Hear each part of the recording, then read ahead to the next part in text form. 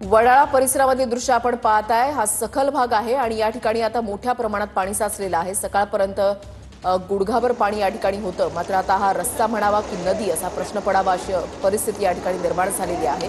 चहू बाजूला पाणीच पाणी पाहायला मिळतंय। लहानगी मुलं या ठिकाणी पाण्यामध्ये खेळताना आपण दिसतायत। मात्र अंगलट येऊ शकतं हा संपूर्ण प्रकार। दुसरीकडे अनेक ठिकाणी रस्त्यांवर पाणी साचलेलं आहे। हॅलो, कुठला एरिया हा? जय भवानी चौक।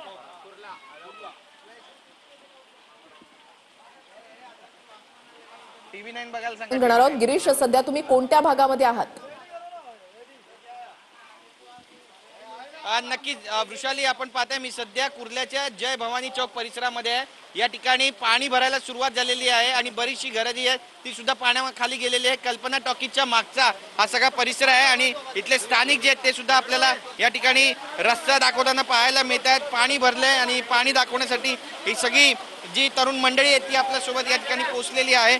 खाली आपण पाहतोय ठिकठिकाणी पाणी भरलेलं आहे, लोकांच्या घरामध्ये हे सगळं पाणी गेलेलं आहे। त्यासोबतच मिठी नदीचा जो गाळ आहे, कचरा आहे, तो सुद्धा यांच्या सोसायटीमध्ये परिसरामध्ये पोहोचलेला आहे। बरेचसे लोक आहेत जे सध्या घरातून पाणी काढताना आपल्याला या ठिकाणी पाहायला मिळतात। बघा किती मोठ्या प्रमाणामध्ये त्यांच्या घरात पाणी शिरले ते सुद्धा आपण या ठिकाणी पाहतोय।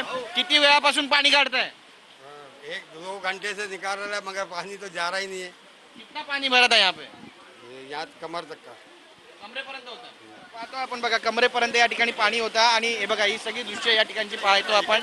हे बघा ही सगळी जिथपर्यंत नजर जाईल तिथपर्यंत पाणीच पाणी आपल्याला पाहायला मिळतं। बघा हा सगळा परिसर बघा, लोकांची घरं आहेत आणि ही सगळी घरं जी आहेत ती बघा, हे बघा ही सगळी घरं जी आहेत ती सध्या पाण्याखाली येते। बघा या घरांमध्ये लोकांच्या कशा पद्धतीने पाणी शिरलेलं आहे ते आपण पाहतोय आणि TV9 ची टीम या सगळ्यांची दखल घेण्यासाठी पोहोचली आहे। त्यामुळे नागरिकांमध्ये सुद्धा या ठिकाणी एक नवीन चैतन्य आपण पाहतोय, उत्साह पाहतोय। पण आपली आपली तक्रार घेऊन या ठिकाणी हे सगळे मुंबईकर पोहोचत आहेत।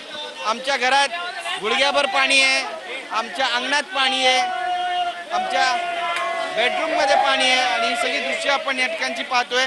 कशा पद्धतीचं वातावरण आहे ते देखील आपण पाहतोय। काही तरुणाई या ठिकाणी आपल्याला पावसाचा आनंद घेताना सुद्धा पाहायला मिळतात। तर दुसरीकडे आपण पाहतोय बघा हा संपूर्ण जो परिसर आहे तो पाण्याखाली गेलेला आहे आणि मी माझा कॅमेरामॅन सिद्धेश नाईकला देखील सांगेल की सगळी दृश्य दाखवावी जेणेकरून लक्षात येईल की काय परिस्थिती नेमकी या सगळ्या मंडळींची आहे। काही महिला या ठिकाणी आहे। पानी भर गया यहाँ पे? पूरा भर गया था पानी, अंदर तक पूरा भर गया पानी। क्या नुकसान हुआ है कुछ? हाँ बहुत नुकसान हुआ है।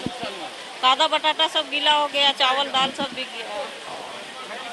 बघा या सगळ्या दुकानदारांचं पण या ठिकाणी नुकसान झालेलं आहे। घरामध्ये बघा पाणी शिरतंय आणि सगळ्यांनी आपलं जे सामान आहे आणि आपल्या ज्या मौल्यवान वस्तू आहेत त्या आता माळ्यावर ठेवायला सुरुवात केलेली आहे। काही रहिवासी, अरे क्या हो रहा है, काही रहिवासी घर आहेत या ठिकाणची, त्या ठिकाणी सुद्धा पाणी भरलेलं आहे आणि एकंदरीतच मुंबईकर हवालदिल झालेले आहेत, हैराण झालेले आहेत। मात्र मुंबईकरांचं हे स्पिरिट म्हणावं लागेल की अशा पावसात सुद्धा ते या परिस्थितीचा आनंद लुटतायत, या परिस्थितीमध्ये सुद्धा ते हसतायत। खरं तर हा प्रशासनाला एक टोला आहे आणि त्यांना सांगतायत ते की आमची परिस्थिती याहूनही बिकट होऊ शकते, त्यामुळे आम्हाला मदत करा।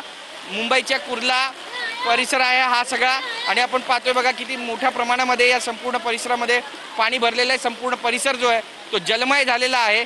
मुलं तरुण मंडळी घराबाहेर पडलेली आहेत आणि काही सरीसृप या ठिकाणी येऊ नये याची आता त्यांच्याकडून पावलोपावली दखल घेतली जाते। एकंदरीतच मुंबईच्या कुर्ला परिसर असू द्या, सायन परिसर असू द्या, चुनाभट्टी असू द्या, जिथे जिथे झोपडपट्टी आहे त्या ठिकाणी अशीच परिस्थिती सध्या अनुभवायला मिळते। वृषाली, नक्कीच गिरीश, तुम्ही असंच आपल्या सोबत राहा। कुर्ल्यामधल्या जय भवानी चौकामधली ही दृश्य आपण पाहताय। या ठिकाणी घरांमध्ये पाणी शिरलेलं आहे।